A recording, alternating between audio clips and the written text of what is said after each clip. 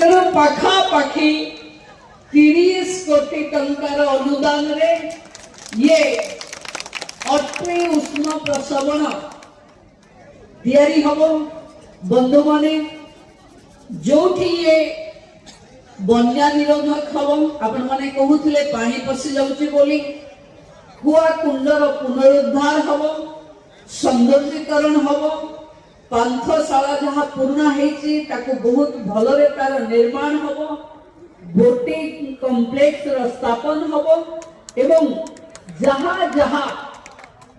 हटकेश्वरठू ए जाए जहाँ रास्ता अच्छी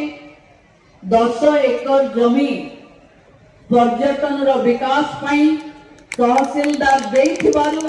तांको आपण माने समस्त साधुवाद जणेबे कि से जदि 10 एकर जमी देई पारि न थांते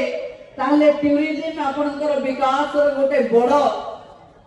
नक्शा अंकी पारि न थांता। मु पुणी थरे आपण माने भरोसा रखंतु बहुत जल्दी प्रदीप बाबू बहुत जल्दी बहुत भल संख्या रे आसी पुणी फाउंडेशन ले करबा को मु आसीबी एवं आको आर वर्ष हेला बड़को आपन को गोटे सुंदर स्वरूप रे हम उष्म प्रसवण को हमें देखैबा कारण